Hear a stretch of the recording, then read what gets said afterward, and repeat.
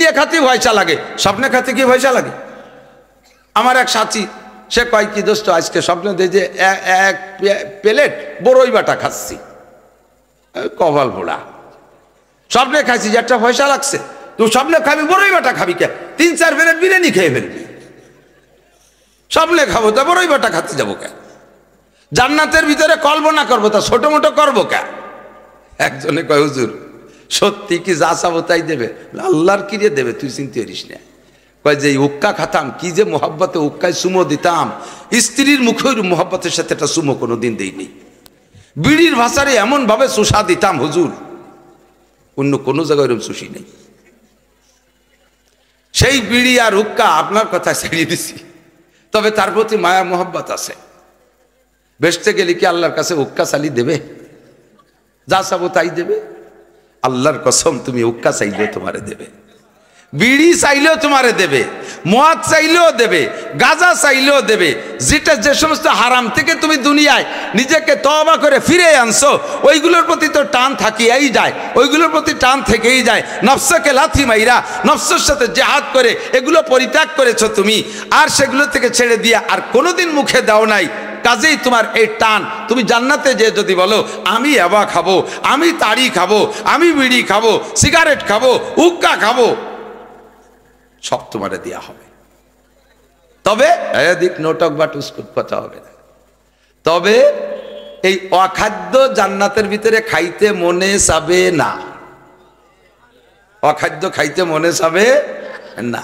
মনের অবস্থা পরিবর্তন হয়, হয় কি হয় না? দুনিয়ায়ও হয়, দুনিয়ায় হইছে, বোঝে নাই, খেয়াল করেন। ছোট থাকতি এই আমাকে শীতকালের পরে যখন খেজুর গাছে খেজুর আসে শেষের দিক, ছোটকালে পাল্লা দেয় না পোলাপান, সবচেয়ে আগে ছোট খেজুর কে কুড়াই খাইতে পারে, ঠিক না? আমে গুটি হয়, সবচেয়ে ছোট গুটি কে কুড়াই আগে খাইতে পারে। আমরা ছোটবেলায় এই প্রতিযোগিতায় ছিলাম কিনা? এখন বুড়ো হয়েছেন, একবারও কিতা মনে কয় সবচেয়ে ছোট খেজুর আগে আমি কুড়াই খাবো? আমার বয়স 95 বছর, একের মনে কয়? দুনিয়ায় বয়সের পার্থক্যে হালাল খাদ্য তাই মনে চায় না। জান্নাতের ভিতরে আপনি যা চাইবেন তা পাবেন, তবে অখাদ্য মনে চাবে না।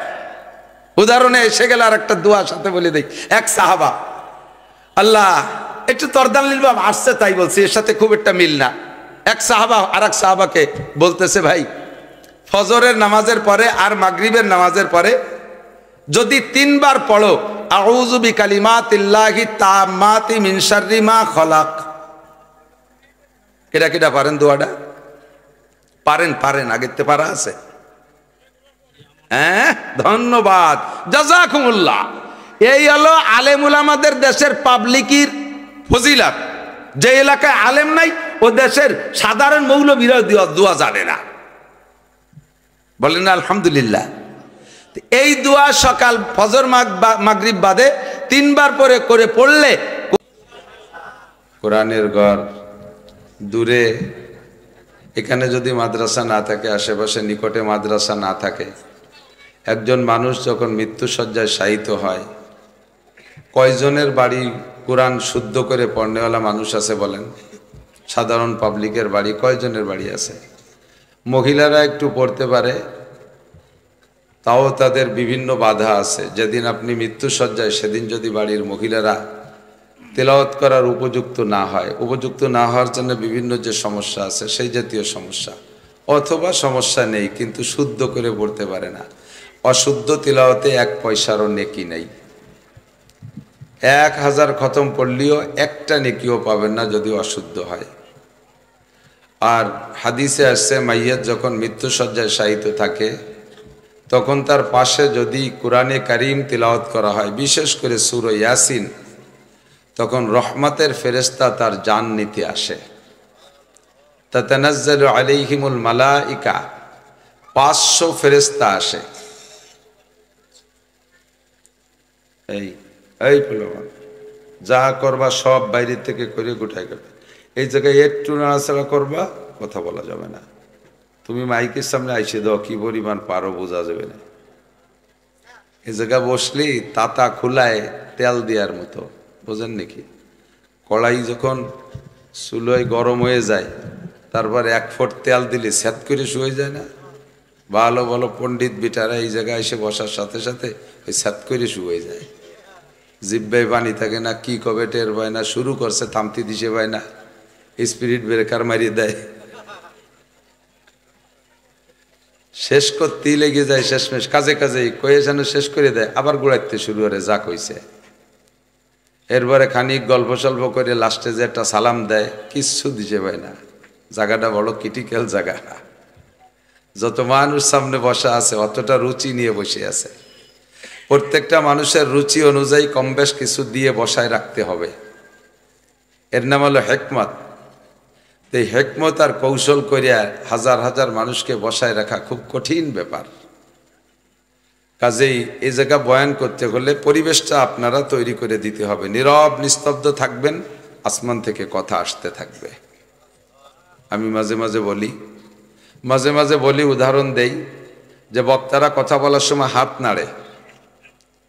শুধু বক্তারা না, যেই কথা বলে কথা বলার সময় হাতটা নাড়াচাড়া করে, ঠিক না? ফোনে বলে, দুইজন সামাসামি না, একজন সিটেগাং, একজন এই মাদারীপুরের গাং, যেখানে তো দুইজন দুই জায়গা, কেউ রে কেউ দেখে না, ফোনে কথা বলে, তার ভিতর দিয়ে আরে কি হাত জাড়ি, রাগিয়ে গেলে ঘুষিও দেয়, প্রয়োজন হলে ঘুষিও দেয়, লাগুক আর না লাগুক। তো কথা কব মুখ দিয়ে, হাত নাড়বে কে? হাতে মুখরে সহযোগিতা করে, এটা স্বভাব। তো হাত নাড়ানোর সিস্টেমটা হওয়া দরকার হলো এরকম। এরকমের তর্জমা কি? হাতে 5টা আঙ্গুল আছে, 5টা পাইপ। যখন এরকম করা হয় তখন মোটা পাইপটা উপর দিক, মোটা পাইপ, আরে রিভলভারের ব্যারেলের মতো, পিস্তলের মাথার মতো একটা আঙ্গুল আপনাকে দিক। তর্জমা হলো উপর দিয়ে এই পাইপ দিয়ে ঢুকে এইটা দিয়ে আপনাকে দিক বের হয়ে যাবে। এখন আপনাকে দিক যাবে এক পাইপ দিয়ে, কিন্তু ঢুকতেছে তো মোটা পাইপ দিয়ে। 3 পাইপের মাথা আমার দিক। আপনারা হাজার মানুষ 1 পাইপের সাপ্লাই পাবেন, আমি একা পাবো 3 পাইপের সাপ্লাই। এই জন্যই বয়ানে শ্রোতাদের যা উপকার হয় তার চাইতে বক্তার নিজের উপকার হয় বেশি। বাকি এখন যদি আপনারা ঝামেলা করেন তাহলে মোটা পাইপের মাথায় আবর্জনা এসে বন্ধ হয়ে যাবে, এলোমেলো করলে, তখন ভিতরে কথা ঢুকবে না। সবাই নীরব নিস্তব্ধ বসে যা শুনেছি তারপর আমল করার ফিকির রাখবো। আর যতটুক সামনে আসে কথাগুলো খুব গুরুত্বের সাথে শুনবো। শ্রোতাদের আদব, শ্রোতাদের কিছু আদব আছে, তার ভিতরে অন্যতম 1 নম্বর আদব হলো ফাস্তামিউ, অন্তরের কান দিয়ে শুনবে কথা, ভাসমান কথায় কান দিয়ে শুনবেন না। এই 2 ঘন্টা বসে রয়েছেন, 3 ঘন্টা বসা হয়ে গেছে, আরো 1-1.5 ঘন্টা হয়তো থাকবেন। এই টাইমটা এই জায়গা মাজা লাগিয়ে নিচে ভিজে স্যাঁতসেঁতে জায়গা, কি দরকার আছে বসে থাকার? আপনারা এলাকা ধনী মানুষ, প্রত্যেকের বাড়ি ইটালি, অস্ট্রেলিয়া, ফ্রান্স, আমেরিকা, চীন, জাপান, সৌদি আরব, কাতার, দুবাই, ওমান, বিভিন্ন দেশে আপনাদের ছেলেপেলেরা তাকে মোটা কামাই করে। প্রত্যেকের ঘরে দামি দামি খাট পালং বেড বিছানা আছে, তা বাদ দিয়ে এই চাটাইয়ের উপরে বসে থাকলেন কেন? কি দরকার আছে?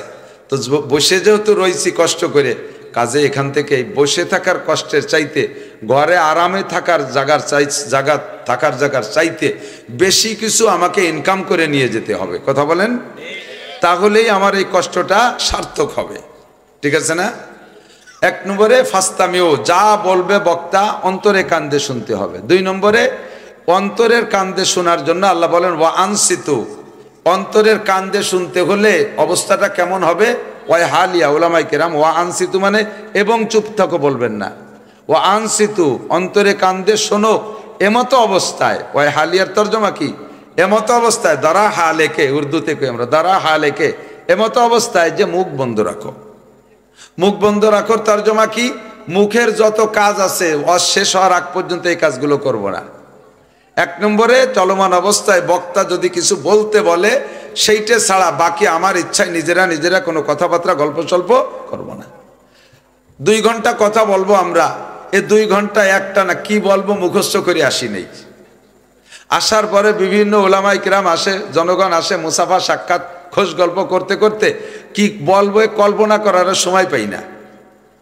ওদিকে বাড়ি যাওয়ার পরে মাদ্রাসা নিয়ে টেনশন থাকে, এদিকে রাত দিন 24 ঘন্টা টেনশন তো চতুর্দিক। এক তো বাড়ি গোপালগঞ্জ, গোপালগঞ্জের হুজুর সাধারণ পাবলিক সবাই জানে যে বাংলাদেশের এবার সব হুজুর আমলিগের বিপক্ষে, কাজেই গোপালে হুজুররাও বিপক্ষে। বাড়ির চতুর্পাশে বেরোলি খালি আমলিগ আর আমলিগ, দেখলি এরকম কাইতুয়ে তাকায়, খুশা মারা কথা কয়। আসবানা না এবার সাইল উঠতি, ইনুসির কাছে যাওগে। আমার মাহফিল সামনে 15-16 নভেম্বর, এখন থেকে এই জাতীয় রেড সিগন্যাল আসতেছে কানে। আসফানানে সাইল উঠতি, হাসিনেরে ভালো লাগি নেই, জ্বালা ঠেকছে, দেশও খেদাইয়ে আইসি দিয়ে এই কই ফেলছে। ওদিকে সারা বাংলাদেশের সবাই জানে যে গোপালগঞ্জের হুজুর আমলিগ না খালি হুজুর না খালি গোপালগঞ্জের বিলেইটাও আমলিগ করে। এই হিসেবে বাইরেরও কেউ আমাকে বিশ্বাস করে না যে আমরা হুজুরকে দলে, তারাও বিশ্বাস করে না, বাইরেও বিশ্বাস করে না। এটা মহা বিপদের মধ্যে আছি। এই টেনশনে ওয়াজ কি করবো তা গোছানোর সময় পাইনি আল্লাহ। তারপরে যদি আপনারা নীরব নিস্তব্ধ বসে থাকেন, ওয়া আনসিতু, মুখ বন্ধ রাখেন, কিসের থেকে? 1 নম্বরে কথা বলবেন না, পরিবেশটা সুন্দর থাকবে। আমি 2 ঘন্টা কথা বলবো, যা বলতে চাইছি যে গুছাই গাছাই বলবো, সে গুছানোর সময় পাই না। এখানে বসার পরে মোটা পাইপ দিয়ে যদি ঢোকে তালি সাপ্লাই হবে। এই মোটা পাইপ দিয়ে ঢুকতে হলে আপনারা মুখ বন্ধ রাখবেন। 2 ঘন্টার ভিতরে আমার মুখ ফসকে 1-2 কথা এলোমেলো হয়ে যেতেও পারে মনের অজান্তে। আগে যতটা খেয়ালেরই ওয়াজ করতাম না, ইদানিং 1 শ্রেণীর উলামায়ে কিরাম উন্মুক্ত পরিবেশ, যা পারতেছে জ্বালিয়ে দিচ্ছে। হাসিনেরে দোজকে ফাটাই দিচ্ছে, আমলিগালাকে জাহান্নামে দিচ্ছে, আর এক দলরে পুলসিরাতে নিয়ে কাটি কুটি ফেলাই দিচ্ছে। উন্মুক্ত পরিবেশ, এখন আর বাধা নাই কইতে। কিন্তু আমরা গোপাইলে হুজুরকে অনেক হিসাব নিকেশ করে কথা বলা লাগতেছে। তো 2-1টা কথা মুখ ফসকে এলোমেলো হয়ে গেলে সাথে সাথে প্রতিবাদ না কইরা একটু হজম করে রাখেন। ভিতরে গেলে জিজ্ঞেস করেন, যদি সত্যি ভুল হয় আমি সারেন্ডার করব, সামনে এটা সংশোধন হয়ে নেব। শেখ সাদি রহমাতুল্লাহ আলাইহি বলেন, মুতাকাল্লিমরা তা কাছে আইবে নাগিরাত সুখানাস সলাহ না বাদিরাত। বক্তাকে যতক্ষণ পর্যন্ত কেউ ভুল না ধরে দেয়, ততক্ষণ পর্যন্ত বক্তার বক্তব্য ভুল থেকে সংশোধিত হয় না, ওই ভুলের পরই চলতে তালে থাকে।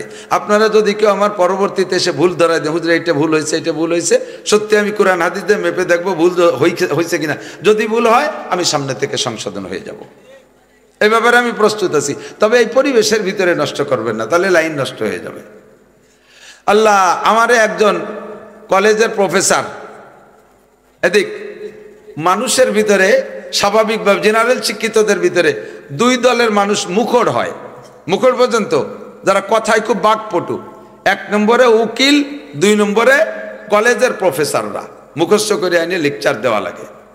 সে অনেক সতর্কতার সাথে কথা বলা লাগে। মেধাবী ছাত্ররা সামনে এলোমেলো বললেই তারা অ্যাটাক করে বসে।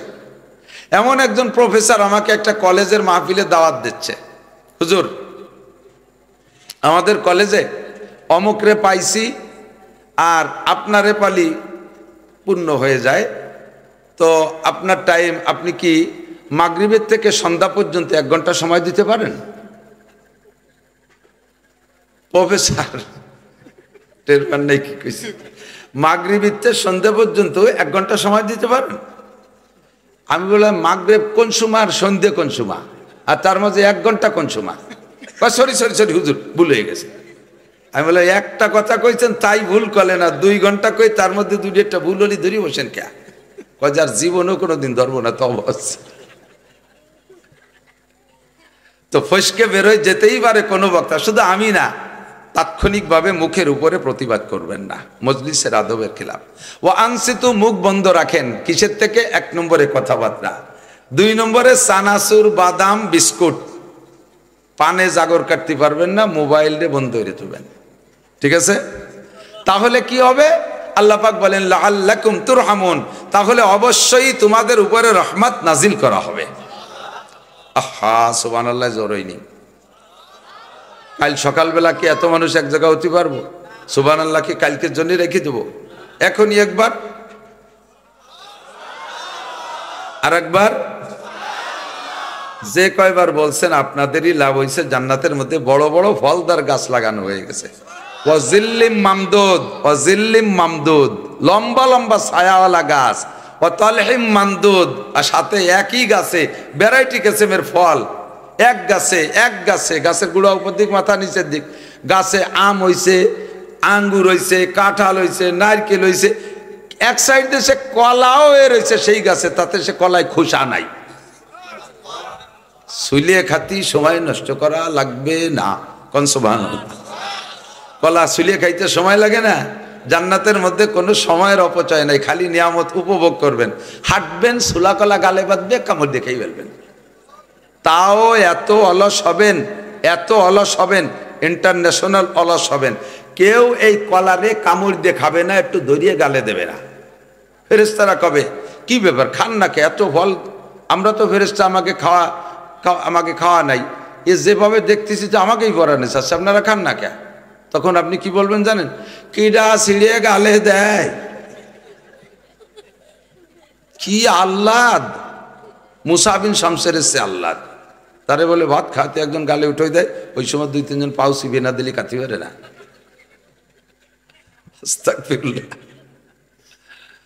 তো ফেরেশতারা ওই সময় আপনার এই কথার পর ফল তুলে মুখেই ঢুকই দেবে, কোন সুবহানাল্লাহ। এরপরে বলবে যে আমরা ইচ্ছে করলে পেটেও পৌঁছে দিতে পারি, কিন্তু আপনি মূল স্বাদ পাবেন না। চাবান আর খান, প্রত্যেক এক এক চাবানিতে একটা ফলের ভিতরে 100 প্রকারের স্বাদ পাবেন। এক এক চাবাতে একটা স্বাদ, আর এক চাবানি দেবেন আর এক স্বাদ, এভাবে সবাই খাইয়ে স্বাদ গ্রহণ করবেন, এর নাম জান্নাত। আর এই জান্নাতের এই ফল পাবেন সুবহানাল্লাহ দ্বারা লাগাতে হবে গাছ।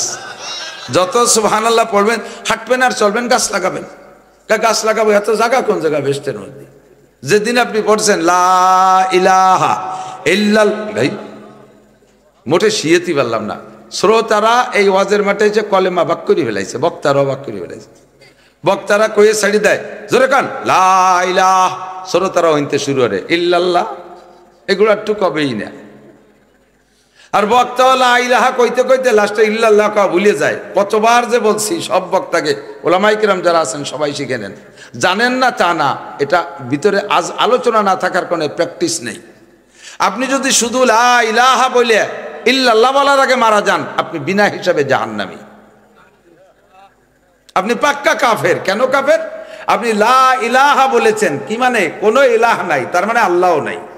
কোনো ইলাহ নাই মানে কি? এই কথার দ্বারা তর্জমা আল্লাহও নাই। যখন বলবেন ইল্লাল্লাহ, তখন সব বাদ যাইয়া আল্লাহ টিকবে, বুঝেন নাই? তো যদি শুধু লা ইলাহা বলে মরেন, তাহলে কি করে মরলেন? কেউ নাই, আল্লাহও নাই। এই অবস্থায় মরলে আল্লাহরে অস্বীকার করে মরা হলো না?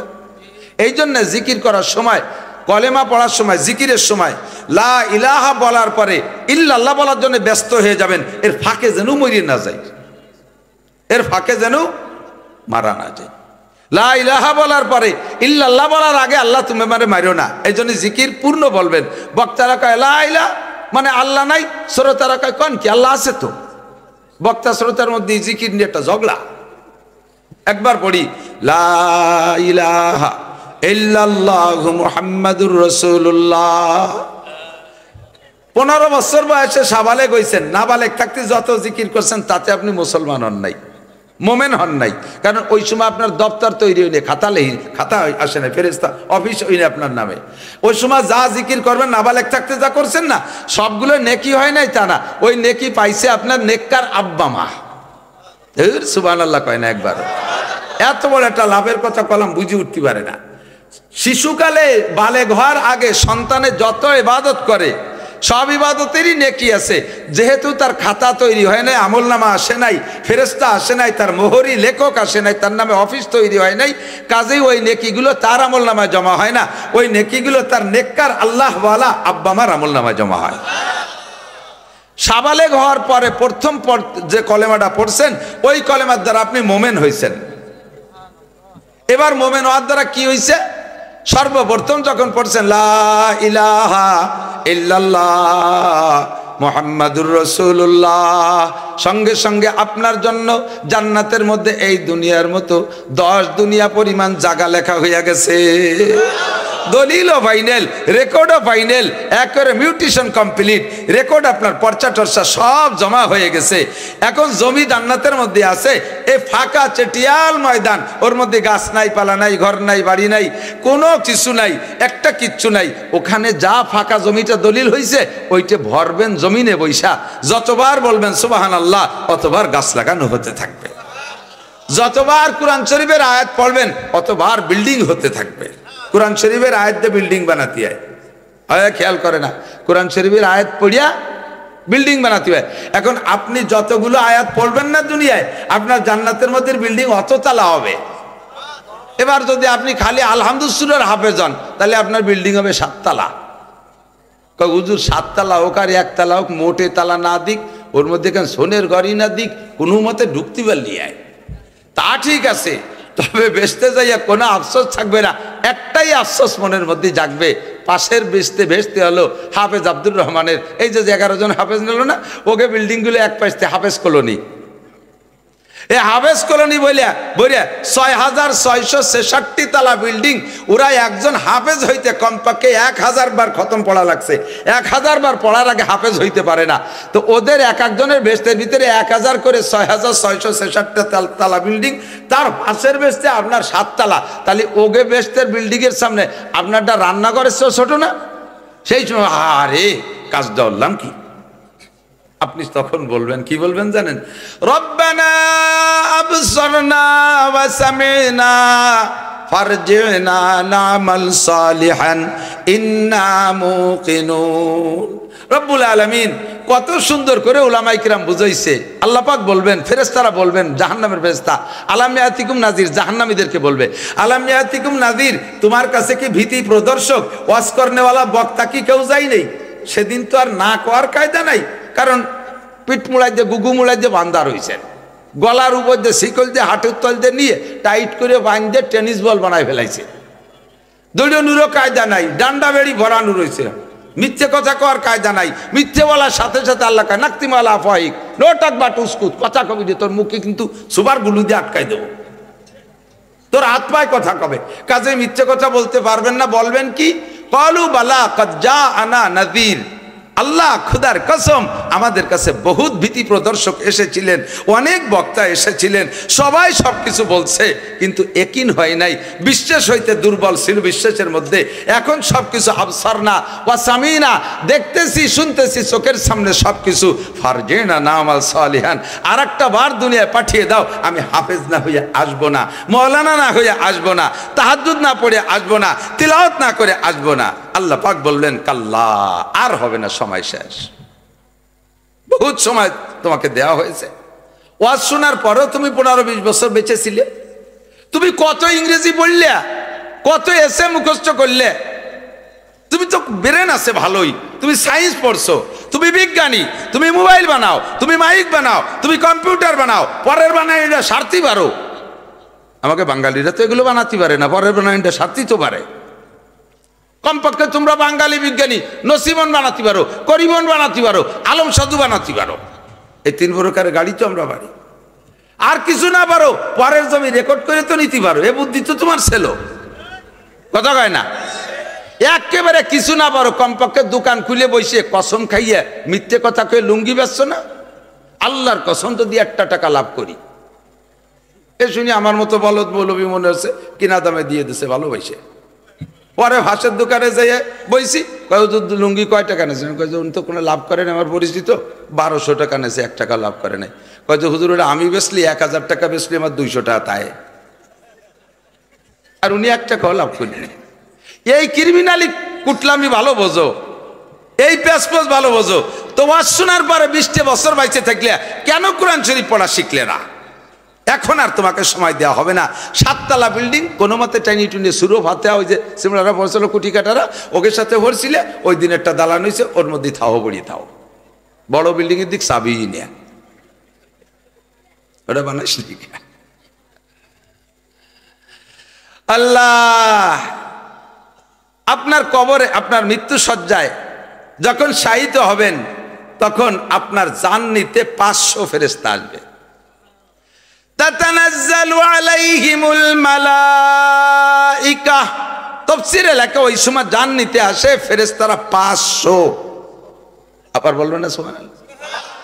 এই 500 ফেরেশতা আসে কোন জায়গাতে? সোনারগাঁও হোটেলেতে, বাংলাদেশ সংসদ ভবনেতে, গণভবন বঙ্গভবনেতে, হাওয়া ভবনেতে। ওই ফেরেশতা ডাইরেক্ট এখন দুনিয়া মরতে পড়বেন জান্নাত থেকে নাজিল হয়। ফেরেশতাদের হাতে প্লে কার্ড, জান্নাতের ছবি, জান্নাতের ছবি বিস্তারিত। আপনি কোন জান্নাতে থাকবেন, অ্যাড্রেস, ঠিকানা, জায়গা জমি, দলিল পর্চা সব ওর মধ্যে লেখা। এর ভিতরে তাজা তাজা ফল গাছ আপনার সামনে আনিয়ে চোখের সামনে ধরবে। সত্য বলবেন যদি কেউ দেখে থাকেন, ভালো ইমানদার আল্লাহ ওয়ালা মানুষের মৃত্যু যদি কেউ দেখে থাকেন, তাহলে আমার সাক্ষী দিতে পারবেন। দেখবেন মরণের সময় যখন অচেতন হয়ে গেছে, হুঁশ নাই, ওই সময় এরকম এরকম করে, একটু এরম এরম করে। কেন করে জানেন? ওই জান্নাতের ফেরেশতারা জান্নাতের পিকচারটা সামনে এনে ধরছে, উনি বুঝতে, আর ফেরেশতারা কানে কানে বলতেছে আল্লাহ তাখাফু ওয়া লা তাহজানু ওয়া আবশিরু বিল জান্নাতিল্লাতী কুনতুম তুআদুন। মাওলানা নাসির সাহেবের কাছে যে জান্নাতের বিবরণ শুনছিলে না, তোমার নামে সেই জান্নাত, এই যে একটু চোখ নিঃশ্বাসটা বাইরুনোর পরে এর মধ্যে ঢুকপা। ফেরেশতারা একবার জান্নাতের প্লেকার্ড আর ছবিটাকে দেখাইছে, আর এই কথাটা কানে ওই সময় শুনাইতেছে। ওই লোকটারে বিশ্বের শ্রেষ্ঠ আইসিইউতে ঢুকানোর পরে সারা পৃথিবীর সমস্ত ডাক্তাররা ঐক্য চেষ্টা করে তাকে আর 1 সেকেন্ডের জন্য বাঁচাতে পারবে না। ও আখেরাত দিকে বেলাইছে। তখন ওই অজ্ঞানের সাথে, মানে দুনিয়ার দিক দিয়ে অজ্ঞান আর আখেরাতের দিকে জ্ঞান, ওই ফল পাকড়া হাতের মাথায় এরকম ধরতে যায়, এরকম ধরতে যায়, এরকম ধরতে যায়, এরকম এরকম করে, এরকম এরকম করে ধরে। 500 ফেরেশতা আপনার কাছে আসবে। শর্ত হলো পাশে আপনার কি হতে হবে? কোরআন তিলাওয়াত। কথা বলেন, কি হতে হবে? কোরআন তিলাওয়াত হতে হবে। আপনি যে রুমি মূর্তি পড়ছেন, পাশের রুমি বড় বক্স দিয়ে ছেলে একটা ধুম ধাড়াক্কা, মমতাজ বুকটা ফাটতে যায়, বুকটা ফাটতে যায়, ঝাঁকি মাইরে মাইরে গান গাচ্ছে। ফেরেশতারা বক্স ইনতে বুক ফাটাই দিয়ে কয়, বুড়ো যা, ফাটাই দিলাম তোর, তোর সওয়ালের বুক ফাটে ওই রুমি, তোর বুক ফাটাই এই রুমি। আর এই জায়গা যদি পাশে বসে পড়ে ইয়াসিন ওয়াল কুরআনিল হাকীম ইন্নাকা লামিনাল মুরসালিন আলা সিরাতিম মুস্তাকিম, তিলাওয়াত শুরু হয়। একে একে ফেরেশতা আসে, পাশ দিয়ে ঘিরে বসে। এই ফেরেশতারা আপনাকে অভয় দেয়, আল্লাহ তাখাফু, কোনো ভয় নাই, মরণে ভয় পেও না, ওয়ালা তাহজানু, টেনশন করো না। হজন মানে টেনশন, টেনশন করো না। বিবি বাল বাচ্চার কি হবে, ব্যবসা বাণিজ্যের কি হবে, চাকরি বাকরির কি হবে, খেত খামারের কি হবে, পাসপোর্ট ভিসার কি হবে, এই সামনে নির্বাচন, এই পয়সা কড়ি খরচ করলাম তার কি হবে, ইয়ে চিন্তা তোমার করার দরকার নাই, ভয়ও নাই, টেনশনও নাই। আল্লাহ তাখাফু ওয়া লা তাহজানু ওয়া আবশিরু বিল জান্নাতিল্লাতী কুনতুম তুআদুন। এই যে জান্নাত তুমি একটু পরেই চলে যাবা। ওয়া আবশিরু বিল জান্নাতিল্লাতী কুনতুম তুআদুন। তুমি মরার পরে একাকির চিন্তা করতেছো যে বউ ছাড়া তুমি ঘুমাতে পারো না, তোমার জামাল কামাল লাল টুবল টু জুয়েল টুয়েল ভাষা সবসময় না থাকলে ভালো ঢেই নেই, এ বন্ধু বান্ধব ছাড়া তুমি চা খাতে পারো না, এখন একা একা চলে যাচ্ছ, কি হবে, কোনো চিন্তা নাই। নাহনু আউলিয়াউকুম ফিল হায়াতিদ দুনিয়া, এখনো দুনিয়ার জিন্দেগিতে তোমার সাথে আছি, অফিল আখিরা, মরার পরও আমরা তোমার সাথে থাকবো। আর কি সাথে সাথে ফেরেশতারা কয়, বেহেশতের মধ্যে যে পাতা, এই পাতায় যা দেখতেছো এক টুকনা বেহেশতে, তো স্যাম্পল দেখালাম, স্যাম্পল গোডাউন পিছনে রয়েছে। বেহেশতে যাবা, ও জায়গা গেলে কি পাবা? এ যুবক আমার দিক, ওয়ালাকুম ফিহা মা তাশতাহি আনফুসুকুম ওয়ালাকুম ফিহা মা তাদউন। বেহেশতে ঝুকার পরে মুখে যা বলবা তাও পাবা, মনে যা ভাববা তাও পাবা। কোন সুবহানাল্লাহ। ভাববো, আরে মুখে বলতি না লজ্জা রে, ভাবতি তো আর অত লজ্জা রে না, এই কথা কয় না, মোটা মোটা ভাবিয়ে থবো। কিনে খাতে পয়সা লাগে, স্বপ্নে খাতে কি পয়সা লাগে? আমার এক সাথী, সে কয় কি দোস্ত, আজকে স্বপ্নে দেয় যে 1 প্লেট বড়ই বাটা খাচ্ছি, কপাল পোড়া। স্বপ্নে খাইছি যে একটা পয়সা লাগছে, তুই স্বপ্নে খাবি বড়ই বাটা খাবি কে? 3-4 প্লেট বিরিয়ানি খেয়ে ফেলবি। স্বপ্নে খাবো তা বড়ই বাটা খাতে যাবো কে? জান্নাতের ভিতরে কল্পনা করবো তা ছোট মোটো করবো কে? একজনে কয় হুজুর সত্যি কি যা চাবো তাই দেবে? আল্লাহর কিরে দেবে, তুই চিন্তা করিস না। কয় যে উক্কা খাতাম, কি যে মোহাব্বতে উক্কায় চুমো দিতাম, স্ত্রীর মুখে মোহাব্বতের সাথে একটা চুমো কোনো দিন দিইনি। বিড়ির ভাষারে এমন ভাবে চুষা দিতাম হুজুর, অন্য কোনো জায়গায় এরকম চুষি নেই। সেই বিড়ি আর হুক্কা আপনার কথা ছাড়িয়ে দিছি, তবে তার প্রতি মায়া মোহাব্বত আছে। বেসতে গেলে কি আল্লাহর কাছে হুক্কা চালি দেবে? যা চাবো তাই দেবে? আল্লাহর কসম, তুমি হুক্কা চাইলেও তোমারে দেবে, বিড়ি চাইলেও তোমারে দেবে, মদ চাইলেও দেবে, গাঁজা চাইলেও দেবে। যেটা যে সমস্ত হারাম থেকে তুমি দুনিয়ায় নিজেকে তওবা করে ফিরে আনছো, ওইগুলোর প্রতি তো টান থাকিয়েই যায়, ওইগুলোর প্রতি টান থেকেই যায়। নফসকে লাথি মাইরা নফসের সাথে জেহাদ করে এগুলো পরিত্যাগ করেছো তুমি, আর সেগুলো থেকে ছেড়ে দিয়ে আর কোনোদিন মুখে দাও নাই। কাজেই তোমার এই টান, তুমি জান্নাতে যে যদি বলো আমি ইয়াবা খাবো, আমি তাড়ি খাবো, আমি বিড়ি খাবো, সিগারেট খাবো, হুক্কা খাবো, সব তোমারে দেয়া হবে। তবে এদিক নোটক বা টুসকুট কথা হবে না। তবে এই অখাদ্য জান্নাতের ভিতরে খাইতে মনে চাবে না, অখাদ্য খাইতে মনে চাবে না। মনের অবস্থা পরিবর্তন হয়, হয় কি হয় না? দুনিয়ায়ও হয়, দুনিয়ায় হইছে না, বোঝে নাই, খেয়াল করেন। ছোট থাকতি এই আমাকে শীতকালের পরে যখন খেজুর গাছে খেজুর আসে শেষের দিক, ছোটকালে পাল্লা দেয় না পোলাপান, সবচেয়ে আগে ছোট খেজুর কে কুড়াই খাইতে পারে, ঠিক না? আমে গুটি হয়, সবচেয়ে ছোট গুটি কে কুড়াই আগে খাইতে পারে। আমরা ছোটবেলায় এই প্রতিযোগিতায় ছিলাম কিনা? এখন বুড়ো হয়েছেন, একবারও কিতা মনে কয় সবচেয়ে ছোট খেজুর আগে আমি কুড়াই খাবো? আমার বয়স 95 বছর, একের মনে কয়? দুনিয়ায় বয়সের পার্থক্য, হালাল খাদ্য তাই মনে চায় না। জান্নাতের ভিতরে আপনি যা চাইবেন তা পাবেন, তবে অখাদ্য মনে চাবে না। উদাহরণে এসে গেল আর একটা দোয়ার সাথে বলে দেই। এক সাহাবা, আল্লাহ একটু তরদালিল বাব আসছে তাই বলছি, এর সাথে খুব একটা মিল না। এক সাহাবা আর এক সাহাবাকে বলতেছে, ভাই ফজরের নামাজের পরে আর মাগরিবের নামাজের পরে যদি 3 বার পড়ো আউযু বিকালিমাতিল্লাহি তাম্মাতি মিন শাররি মা খলাক, কেডা কেডা পারেন দোয়াটা? পারেন আগের তে পারা আছে? হ্যাঁ, ধন্যবাদ, জাযাকুমুল্লাহ। এই হলো আলেম উলামাদের দেশের পাবলিকের ফজিলত। যে এলাকায় আলেম নাই, ও দেশের সাধারণ মৌলবীরা দোয়া জানে না। বলেন না আলহামদুলিল্লাহ। এই দোয়া সকাল ফজর মাগরিব বাদে 3 বার করে পড়লে